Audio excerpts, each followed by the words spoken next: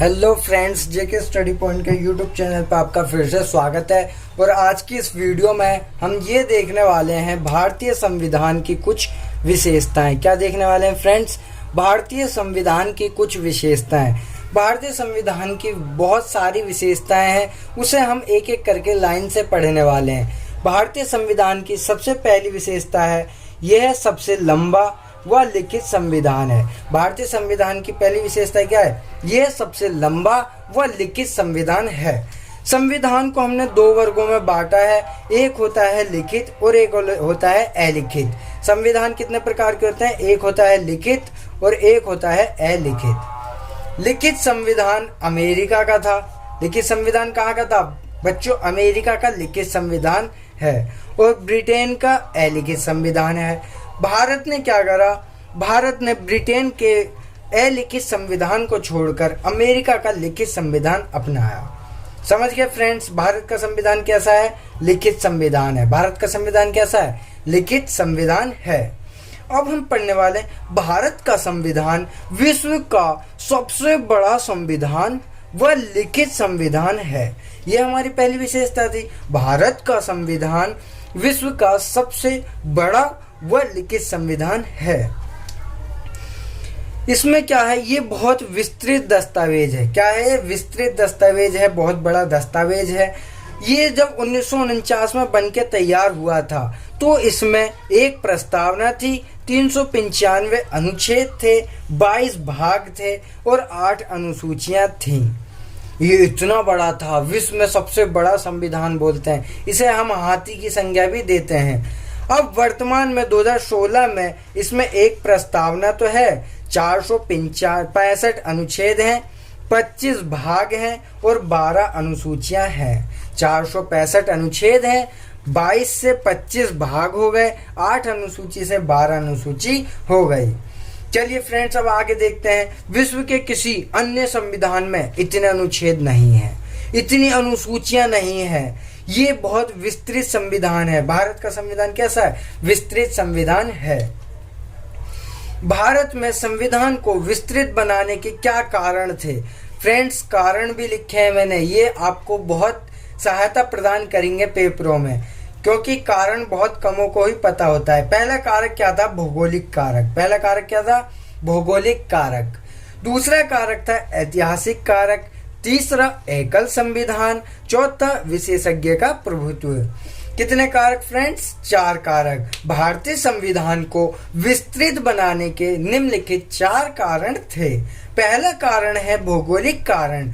भारत का आकार जो है वो बहुत बड़ा है, विस्तार है और भारत में विविधताएं हैं। हमने देखा कहीं कोई सी जाति है, कहीं दूसरी जाति है, तो भारत का आकार भी बड़ा है और विविधताएं भी बहुत हैं। ऐतिहासिक कारक, जैसे कि उदाहरण देख लें, भारत का शासन अधिनियम 1935। भारत का कौन सा अधिनियम? 1935 का अधिनियम। ये अधिनियम इतना बड़ा था, इसमें से लगभग 75% हमने अपने संविधान में मिला लिया। एकल संविधान मतलब भारत में राज्य और केंद्र का संविधान एक ही है, अलग अलग नहीं है, इसलिए ये बड़ा संविधान बन गया। विशेषज्ञों का प्रभुत्व। इस जो संविधान बना रहे थे वो विशेषज्ञ थे, उन्हें हर छोटी से छोटी चीज भी जरूरतमंद लगी। अब हम आगे पढ़ लेते हैं। आगे फ्रेंड्स ये है, आपको प्रॉपर दिख रहा है। संविधान में न सिर्फ मौलिक सिद्धांत बल्कि विस्तृत रूप से प्रशासनिक प्रावधान भी लिए गए हैं। हमने ना कि मौलिक सिद्धांत लिए बल्कि शासन कैसे चलाते हैं वो सिद्धांत भी हमने डाल दिए, वो प्रावधान भी हमने संविधान में लिख दिए, इसलिए बड़ा है। इसके अलावा आधुनिक लोकतंत्र में जिन मामलों को हम आम कानून समझते हैं, जो आजकल का लोकतंत्र है उसे हम आम जिसे समझते हैं, उसे भी हमने इसी में ही डाल दिया, उसे भी हमने संवैधानिक दस्तावेज में शामिल कर लिया। समझ गए फ्रेंड्स? अब अगली विशेषता, दूसरी विशेषता है विभिन्न स्रोतों से विहित। दूसरी विशेषता क्या है फ्रेंड्स? विभिन्न स्रोतों से विहित।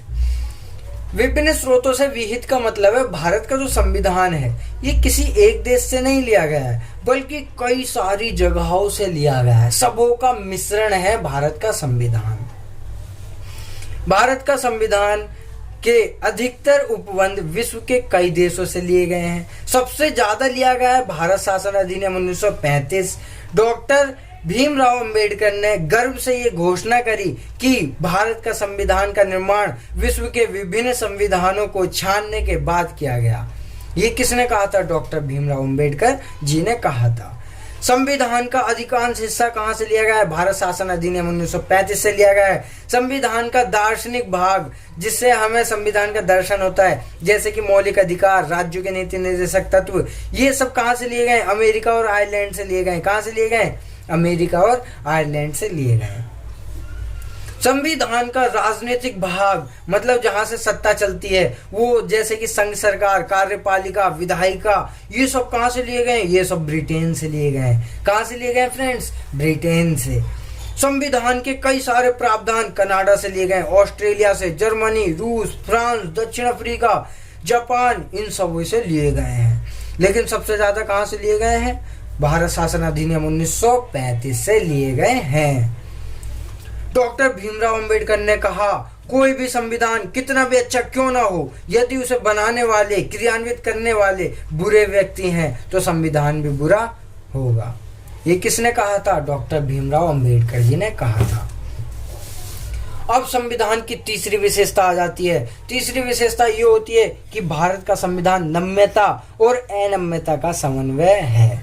भारत का संविधान ना ही ज्यादा कठोर है, ना ही ज्यादा लचीला है। नम्यता का मतलब होता है लचीला, नम्यता का मतलब लचीला, और अनम्यता का मतलब होता है कठोर।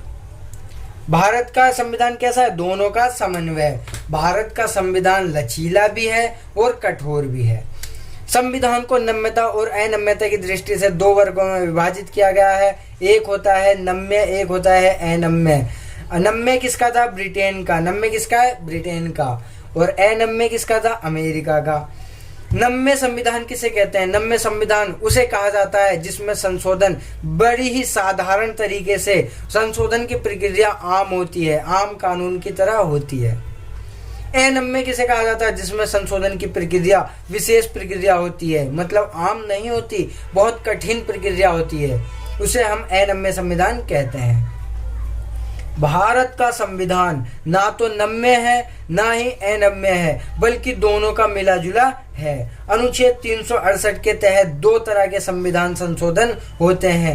कुछ उपबंध को संसद विशेष बहुमत द्वारा संशोधित करती है, तो कुछ विशेष बहुमत क्या होता है पहले ये समझ लेते हैं। विशेष बहुमत का मतलब होता है दोनों सदनों में, या तो ऊपरी सदन हो या निचला सदन हो, दोनों सदन, लोकसभा हो राज्यसभा हो, दोनों सदन में जो उपस्थित है और मतदान में भाग लेने वाला हो, उसके 2/3 बहुमत और प्रत्येक सदन के कुल सदस्य का बहुमत, यानी 50% से अधिक, ये सब जब हस्ताक्षर कर दें तब जाके किसी संविधान में संशोधन होगा, जिसे विशेष बहुमत कहते हैं।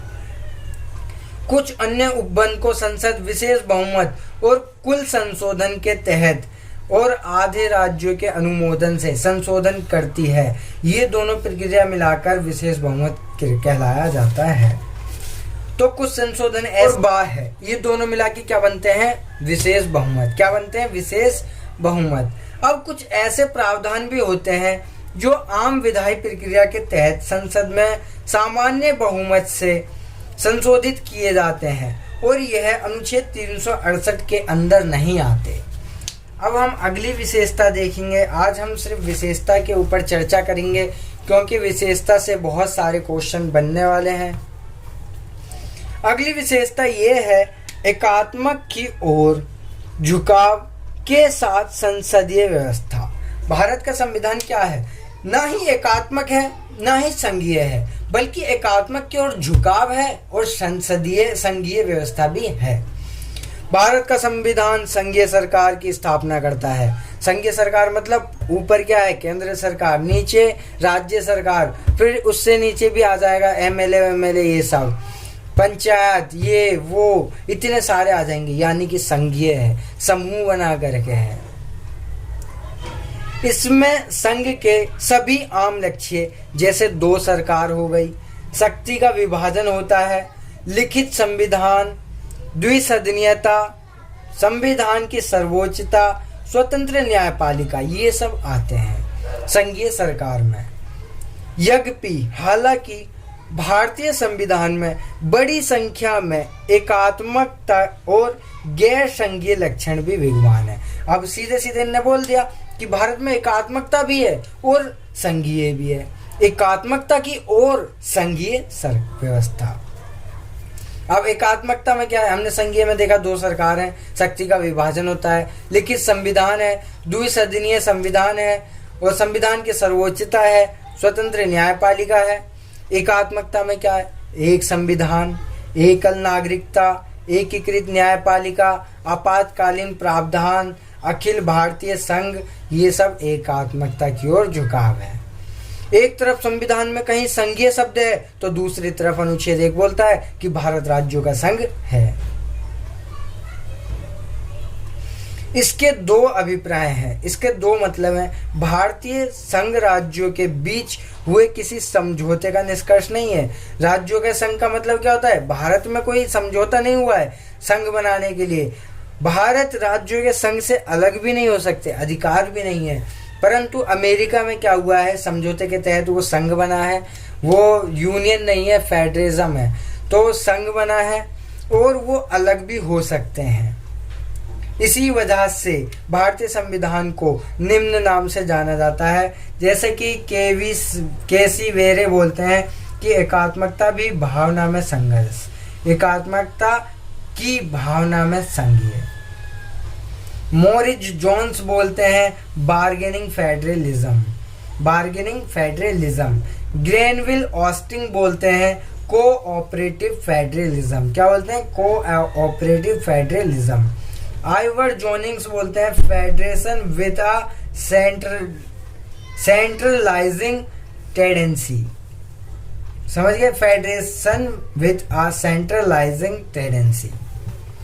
अब हम अगली विशेषता पे आते हैं। अगली विशेषता ये है भारतीय संविधान की, आपको दिख रहा होगा, सरकार का संसदीय रूप। सरकार का क्या, संसदीय रूप।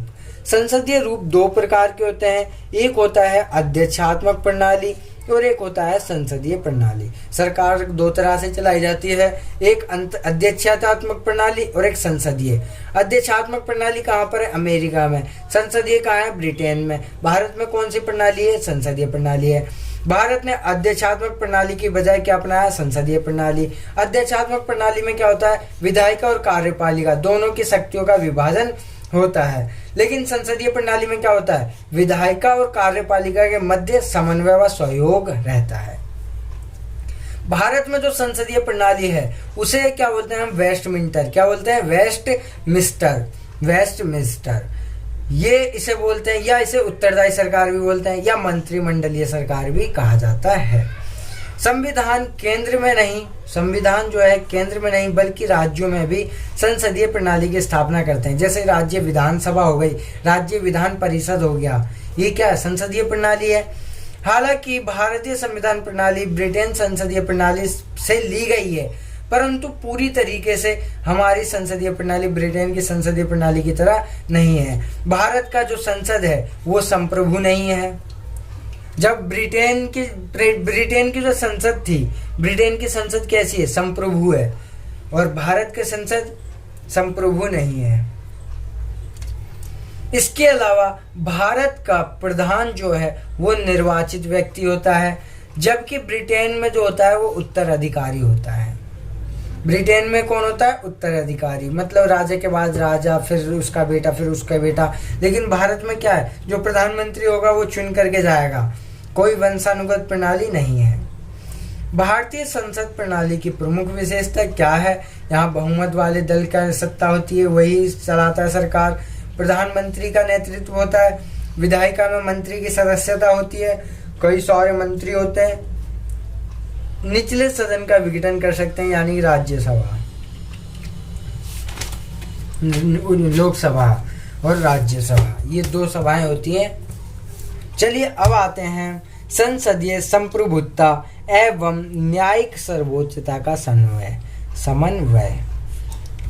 अब पढ़ते हैं फ्रेंड्स, संसदीय संप्रभुता एवं न्यायिक सर्वोच्चता का समन्वय। संसद की संप्रभुता, संसद का हमारा क्या संप्रभुता, ये हमने कहाँ से लिया है? ब्रिटिश संसद से लिया है। कहाँ से लिया है? ब्रिटेन के संसद से लिया है। जबकि न्यायपालिका की सर्वोच्चता हमने अमेरिका से ली गई है। न्यायपालिका की सर्वोच्चता कहाँ से ली है? अमेरिका से ली गई है। जिस प्रकार हमने भारतीय संसदीय प्रणाली ब्रिटेन प्रणाली से अलग है, हमने जो संसदीय प्रणाली ली है वो ब्रिटेन से ली है हालांकि, लेकिन अभी भी अलग है हमारी, कुछ तो अलग है। इसी प्रकार जो हमने सर्वोच्च न्यायालय लिया है, न्यायिक शक्ति ली है अमेरिका से, वो अलग है। अमेरिका की थोड़ी अलग है, हमारी भी अलग है। क्यों अलग है? क्योंकि अमेरिका के संविधान में विधि का नियत प्रक्रिया है। विधि की कौन सी प्रक्रिया है? नियत प्रक्रिया। और भारत के संविधान में विधि द्वारा स्थापित प्रक्रिया है। विधि द्वारा कौन सी प्रक्रिया? स्थापित। इसका मतलब होता है कि अगर तुम्हारा कोई कानून बनता है और तुम्हारे मौलिक अधिकारों में हनन हो रहा है तो वो कानून सर्वमान्य है, अधिकार नहीं, अधिकारों को काट दिए जाएंगे। परंतु इसमें क्या होता है, अगर कोई कानून ऐसा बन रहा है तो कानून को काट दिया जाएगा, अधिकारों को नहीं। जैसे कि आपको एक छोटी पर्ची दिख रही होगी, विधि द्वारा स्थापित प्रक्रिया। हमारे संविधान में भाग 3 अनुच्छेद 21 में यह लिखा है कि विधि द्वारा स्थापित प्रक्रिया से प्राण एवं दैहिक स्वतंत्रता का अधिकार छीन लिया जाता है। हमारे संविधान में क्या होता है? अधिकार छीन लिया जाता है, जिसे विधि द्वारा स्थापित प्रक्रिया कहते हैं। विधि की नियत प्रक्रिया अमेरिका में कानून स्थापित प्रक्रिया के तहत बनाया जाएगा, परंतु न्यायालय को अगर कानून मौलिक अधिकारों के हनन करने वाला है तो कानून को रद्द कर दिया जाएगा। अच्छा, ये है विधि की नियत प्रक्रिया का मतलब ये होता है, अगर कोई कानून बना है और मौलिक अधिकारों का हनन कर रहा है तो कानून रद्द हो जाएगा। परंतु भारत में क्या है, कोई कानून बना है और मौलिक अधिकारों का हनन कर रहा है तो कानून रद्द नहीं होगा, मौलिक अधिकारों का हनन कर दिया जाएगा। जैसे कि अनुच्छेद 21 का कर दिया जाता है फांसी के वक्त। प्राण एवं दैहिक स्वतंत्रता होती है हम पे अनुच्छेद 21 में, उसे रद्द कर दिया जाता है कब? जब हम फांसी की सजा सुनाते हैं। समझ गए फ्रेंड्स? अगर हमारे यहाँ विधि द्वारा स्थापित प्रक्रिया नहीं होती तो किसी को फांसी की सजा शायद नहीं मिल पाती। वो तो दावा कर देता कि मेरे मूल अधिकार हैं, मूल अधिकार में मेरे को प्राण एवं दैहिक स्वतंत्रता है, तो ऐसे फिर गड़बड़ हो जाता और उसे फांसी की सजा नहीं दी जाती। इसलिए भारतीय संविधान के जो निर्माता थे, जिन्होंने संविधान बनाया, वो ब्रिटेन की संसदीय संप्रभुता ली और अमेरिका की न्यायपालिका की सर्वोच्चता ली, लेकिन दोनों के बीच उचित संतुलन भी बनाए रखा। एक और जहां सर्वोच्च न्यायालय है, वहीं न्यायिक समीक्षा शक्ति के तहत संसदीय कानून को असंवैधानिक घोषित कर सकती है। अब मान लिया कोई कानून ऐसा बन रहा है जो मौलिक अधिकारों को पूरा हनन कर देगी, तो उसे कानून को कौन रोकेगा? तो न्यायपालिका रोकेगी। उस पे एक और अधिकार होता है न्यायिक समीक्षा करना, और वो रोक देगी। फिर संसद पे एक और कानून अधिकार होता है कि वो उस संविधान को दोबारा से बनाएगी, दोबारा से लागू करेगी। संसद के पास अपने संवैधानिक शक्ति होती है, उसके बल पर वो संविधान के बड़े से बड़े भाग को संशोधित कर सकती है। अब अगली विशेषता है, कई सारी विशेषताएं फ्रेंड्स देख लेते हैं। चलो, अगली विशेषता है एकीकृत व स्वतंत्र न्यायपालिका। एकीकृत न्यायपालिका व स्वतंत्र न्यायपालिका। हमने फ्रेंड्स ये देख रहे हो आप कोने पे, इसमें हमने देखा ये त्रिस्तरीय सरकार की तरह बनी हुई है। सबसे ऊपर है सुप्रीम कोर्ट, सर्वोच्च न्यायालय, फिर बीच में है उच्च न्यायालय और सबसे नीचे है उच्च न्यायालय, जिला न्यायालय। इसे बोलते हैं एकीकृत न्यायपालिका। क्या बोलते हैं फ्रेंड्स? एकीकृत न्यायपालिका। भारतीय संविधान एक ऐसा न्यायपालिका की स्थापना करता है जो एकीकृत है व साथ के साथ स्वतंत्र भी है।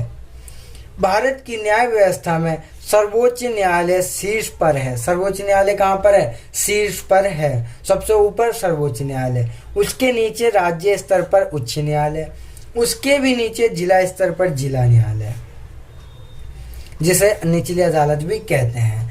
न्यायपालिका का एकल तंत्र केंद्रीय कानून के साथ साथ राज्य कानून को भी लागू करता है। ये नहीं है कि सिर्फ वहाँ पे केंद्र के ही कानून बने, साथ ही साथ राज्य के भी कानून बन सकते हैं। हालांकि अमेरिका में संघ के कानून जो होते हैं वो संघीय न्यायपालिका बनाती है और राज्य के कानून जो होते हैं वो राज्य न्यायपालिका लागू करती है। सर्वोच्च न्यायालय संघीय अदालत है, मतलब पूरे देश की अदालत है, जो नागरिकों के मौलिक अधिकारों की रक्षा की गारंटी लेती है। संविधान का रक्षक होती है, इसलिए संविधान की स्वतंत्रता के लिए प्रावधान किए गए हैं। क्या प्रावधान करे गए हैं, कैसे स्वतंत्र है न्यायपालिका? तो सबसे पहले जो न्यायाधीश है उसका कार्यकाल स्वतंत्र है, सुरक्षा मिलती है कि तुम्हें पहले नहीं हटाया जाएगा। विधायिका में न्यायाधीशों के कामकाज पर चर्चा नहीं होगी, कोई देख नहीं सकता कि न्यायाधीश गलत कार्य कर रहा है या सही। हालांकि अगर वो गलत कार्य कर रहा है तो उस पर कार्यवाही कर सकते हैं, परंतु इसका भी कठिन प्रोसेस है। कार्यपालिका से न्यायपालिका को अलग किया गया है। अनुच्छेद 50 होता है विधायिका कार्यपालिका। हाँ, भारत की संचित निधि से जो भी इन्हें पैसा वैसा मिलता है, जितने भी खर्चे होते हैं वो संचित निधि से दिया जाता है, एक फिक्स होता है। ये नहीं कि देश में कंगाली आ गई तो तुम उसकी पैसे नहीं दोगे। ये एक संचित निधि होता है, इसमें से उन्हें दिया जाता है, फिक्स दिया जाता है, किसी की कटौती नहीं की जाती। अगली विशेषता है एकल संविधान। अगली विशेषता क्या है? एकल संविधान। जहां भारत में संविधान में दोहरी नागरिकता की बात की गई है, एकल नागरिकता यार क्या है? अगली विशेषता 8वीं विशेषता है एकल नागरिकता। मतलब कहीं कहीं होता है दोहरी नागरिकता, जैसे कि उसे पूरे संघ की अलग लेनी होगी और राज्य की अलग नागरिकता लेनी होगी, उसे बोलते हैं दोहरी। ये नागरिकता अमेरिका में ली जाती है, दोहरी नागरिकता। परंतु भारतीय संविधान में ऐसा नहीं है। भारत के संविधान में हमें सिर्फ भारत की नागरिकता लेनी पड़ती है, यानी कि एकल नागरिकता होती है। सभी नागरिकों को एकल नागरिकता के समान अधिकार दिए जाते हैं। अगली विशेषता है त्रिस्तरीय सरकार। भारतीय संविधान में त्रिस्तरीय सरकार होती है, मतलब 3 स्तर की सरकार होती है। सबसे ऊपर होता है केंद्र सरकार, यानी कि वो जो मुख्यमंत्री होते हैं, मुख्यमंत्री नहीं होते, प्रधानमंत्री होते हैं, पीएम। दूसरे नंबर पे कहाँ की सरकार? पेन से ही लिख दे रहा हूँ। हमारे यहाँ कैसी सरकार? त्रिस्तरीय। पहले नंबर पे पीएम, दूसरे पे सीएम, तीसरे पे वही जो छोटे मोटे प्रधान होते हैं, ये सब त्रिस्तरीय सरकार होते हैं। पहले जब हमारा संविधान बना था तो उस समय 2 स्तरीय सरकार थी, 2 स्तरीय राज्य व्यवस्था थी। याद करो 73वां संविधान संशोधन, 73वां और 74वां संविधान संशोधन। पहले जब हमारा 1991 की डेट है, 1992, 92 और 93, इससे पहले भारत में कैसी सरकार थी? 2 स्तरीय सरकार थी। 1992 में 73वां संविधान हुआ और 74वां हुआ, तो 3 स्तरीय सरकार का प्रावधान हो गया। अगली विशेषता मौलिक अधिकार। मौलिक अधिकारों के बारे में हम पढ़ेंगे, जो भाग 3 जब पढ़ेंगे हम। भाग 3 में मौलिक अधिकार हैं और अनुच्छेद 12 से 35 तक है। और मौलिक अधिकारों का उद्देश्य होता है राजनीतिक लोकतंत्र की भावना को प्रोत्साहन देना, और यह कार्यपालिका और विधायिका के मनमाने कानून पर विरोधक के रूप में कार्य करती है, रोक लगाती है कि ये मनमाने कानून ना करें। संसद इन्हें संविधान संशोधन की अधिनियम के माध्यम से समाप्त नहीं कर सकता, हालांकि इसमें परिवर्तन कर सकता है, लेकिन पुराने उपबंध को छेड़छाड़ किए बिना। मौलिक कर्तव्य। भारत में मौलिक कर्तव्य भी हैं, 42वें संविधान संशोधन के तहत जोड़ा था। भाग 4 का में है, अनुच्छेद 51 का में है। मौलिक कर्तव्य शुरुआत में 8 थे, अब 11 हो गए हैं। और यह मौलिक कर्तव्य स्वर्ण सिंह समिति बनी थी, उसकी सिफारिश के आधार पर 1976 में लागू किए गए थे। समझ गए फ्रेंड्स? अब अगला देखते हैं राज्य के नीति निर्देशक तत्व। इसे हम आयरलैंड से लेकर के आए। कहाँ से लेकर आए? आयरलैंड से। डॉक्टर भीमराव अंबेडकर कहते हैं कि राज्य के नीति निर्देशक सिद्धांत भारतीय संविधान की अनूठी विशेषता है। ये भाग 4 में है, अनुच्छेद 36 से 51 तक है। इसमें 3 प्रकार के होते हैं, सामाजिक, गांधीवादी और उदार वैदिक। ये होते हैं नीति निर्देशक तत्व का कार्य होता है सामाजिक आर्थिक लोकतंत्र को बढ़ावा देना। इसका उद्देश्य होता है भारत में कल्याणकारी राज्य की स्थापना करना। मौलिक अधिकारों की तरह इन्हें कानूनन रूप से लागू नहीं किया जा सकता। संविधान में कहा है कि देश की शासन व्यवस्था चलाने के लिए यह सिद्धांत मौलिक है।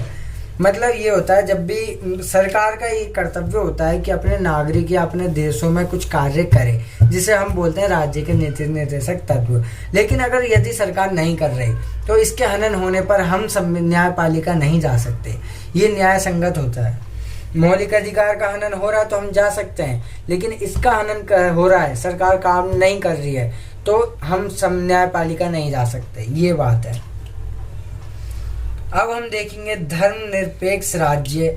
भारत क्या है? धर्मनिरपेक्ष, पंथ निरपेक्ष राज्य है। किसी भी धर्म को बढ़ावा नहीं देता, जिसे जो मानना है वो कर सकता है। हो गया फ्रेंड्स। भारत में जो धर्मनिरपेक्ष शब्द है, ये 42वां संविधान संशोधन 1976 में संविधान में जोड़ा गया था, प्रस्तावना में जोड़ा गया था इस शब्द को। समझ गए फ्रेंड्स? आज की वीडियो में सिर्फ इतना ही नहीं, चलो आगे भी है, ये छोटा सा टॉपिक बचा है। भारत में क्या है, कुछ स्वतंत्र निकाय होते हैं। क्या होते हैं? कुछ स्वतंत्र निकाय होते हैं, कुछ अलग अलग निकाय होते हैं, जैसे कि निर्वाचन आयोग हो गया, ये संविधान में नहीं है, और संघ लोक सेवा आयोग हो गया, नियंत्रक एवं महालेखाकार हो गए। ये सब संविधान में तो उल्लेखित हैं, परंतु ये अपने अलग निकाय हैं, इनका अलग कार्य होता है। समझ गए? भारतीय संविधान में सहकारी समिति भी है, आपातकालीन प्रावधान भी है, सार्वभौमिक वयस्क मताधिकार भी होता है। ये सब हैं। ये भारत की विशेषताएं हैं। लगभग कितनी विशेषता बताई मैंने? 7 विशेषता बताई। सबसे पहले भारत सबसे बड़ा व लिखित संविधान है। दूसरी विशेषता थी नम्यता और अनम्यता का समन्वय। तीसरी विभिन्न स्रोतों से विहित। और चौथी विशेषता थी एकात्मकता की ओर झुकाव के साथ संघीय व्यवस्था। पांचवी है सरकार का संसदीय रूप। छठी है संसदीय संप्रभुत्ता एवं न्यायिक सर्वोच्चता। सातवीं है एकीकृत व स्वतंत्र न्यायपालिका। आठवीं एकल नागरिकता। नौवीं त्रिस्तरीय सरकार। 10वीं मूल अधिकार, मौलिक कर्तव्य, राज्य के नीति निर्देशक सिद्धांत, धर्मनिरपेक्ष, स्वतंत्र निकाय, सरकारी वित्तियां, आपातकाल, ये सब। अब हम पढ़ेंगे अगली वीडियो में। इस वीडियो में इतना ही, अगली वीडियो में फिर मिलेंगे। जिसे वीडियो अच्छी लगी लाइक, कमेंट और शेयर जरूर कीजिएगा। धन्यवाद।